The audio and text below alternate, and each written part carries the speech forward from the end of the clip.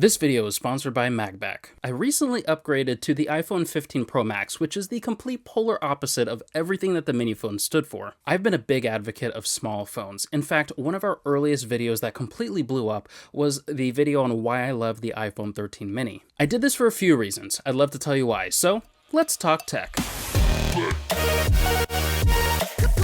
I'm Arnell with Ardently Tech, and before I get into the specific reasons why I switched, I want to tell you my overall experience jumping from the iPhone 13 mini over to the iPhone 15 Pro Max, and all of the pros and cons that come with that. This is currently Apple's flagship iPhone, meaning this is literally the best phone that Apple is currently making in terms of specs, performance, battery life, screen quality, camera quality, and more. I'm loving a lot of things about this phone, but it's not perfect. While the size isn't an issue for me most of the time since my hands are relatively big, it is pretty awkward to hold sometimes, especially at the times that I'm trying to reach something all the way up in the upper corners of the phone. Also, I like and I don't like the action button. So if you didn't know, the action button is one of the coolest innovations that Apple has done in the last year. And basically this is a fully customizable button on the side of the phone. So there's a list of predetermined shortcuts that you can do, but you can also customize it to do pretty much anything that you want, which is pretty interesting because Apple is not usually the one to give you that much freedom, so to have that in the action button is great. What I don't like about it is the specific location of it. So it's in the same exact spot as the old volume switch. The location of it is just really bad, especially on the 15 Pro Max because of how big it is. You have to reach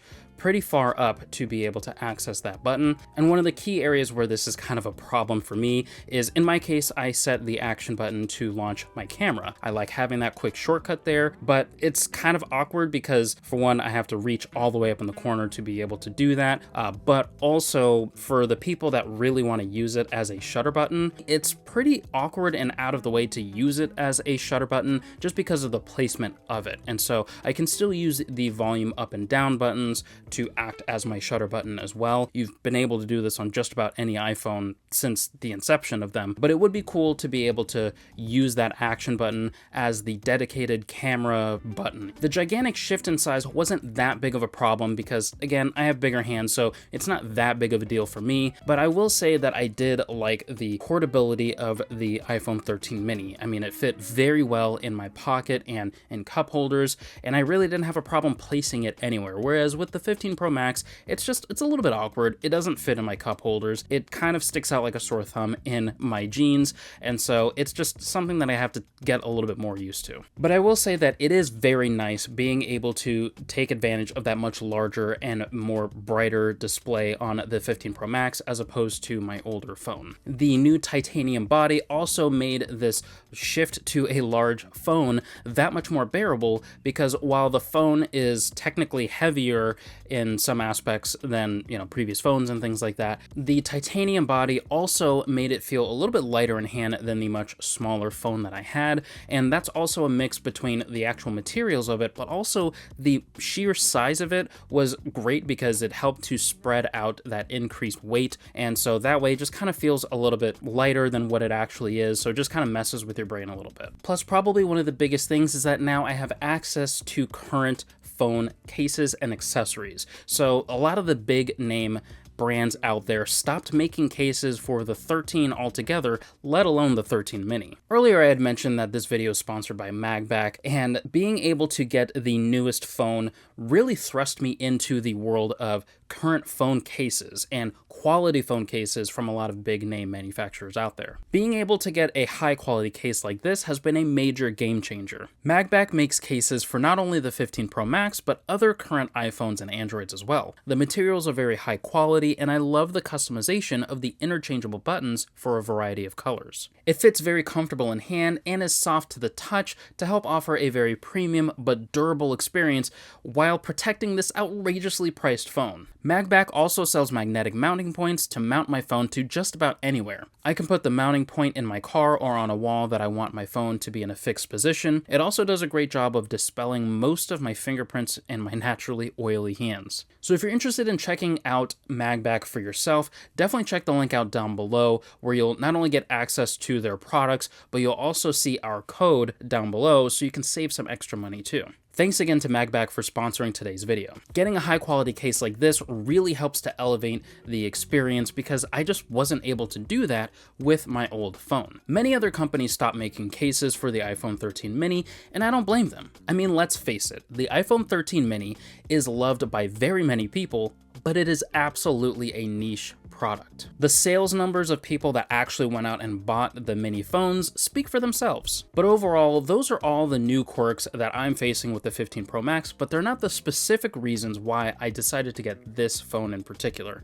Before I get into all of those specifics, I want to remind you that if you're finding value in this video, make sure to drop a like. That lets us know that you want to see more videos like this, where we're giving our honest takes on tech and tech news that are out there, and also make sure you subscribe so you don't miss another video like this. Okay, so here's the real reason why I specifically went with the 15 Pro Max. I wanted to experience the iPhone the way that Apple would want it to be experienced, at least right now, without any compromises of any kind. So that left me to have to get the 15 Pro Max because it has specific features that I can only get on the 15 Pro Max that I can't get on the 15 or the 15 Pro. Like I said, I wanted to get the very best of the best that Apple has to offer right now, meaning specifically a better camera and screen experience than other options you can get out there, and the unrivaled battery life in Apple's own lineup. Going into the camera first, the 15 Pro Max gives me way more freedom to capture beautiful shots and videos than I could have ever hoped to imagine on the 13 mini. The dynamic range in photos is brilliant and sharp, the bokeh effect is smoother on portrait shots, the zoom capabilities are incredible, but the real benefit for me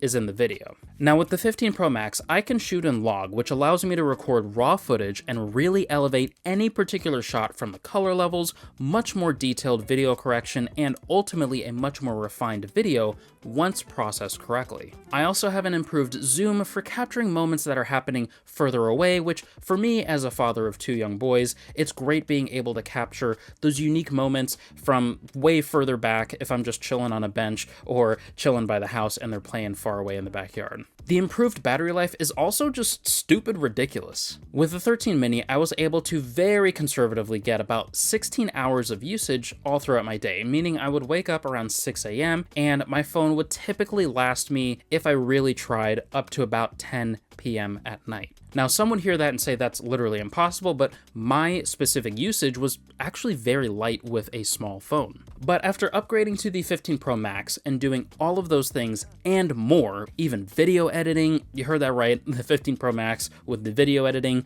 and just all the other things that I am now introducing into my daily phone usage, I'm able to do all of these things and pretty comfortably get about a day and a half's worth of usage out of all of those things. And if I really needed to, I could go probably 2 days up to that second night without having to charge the phone once.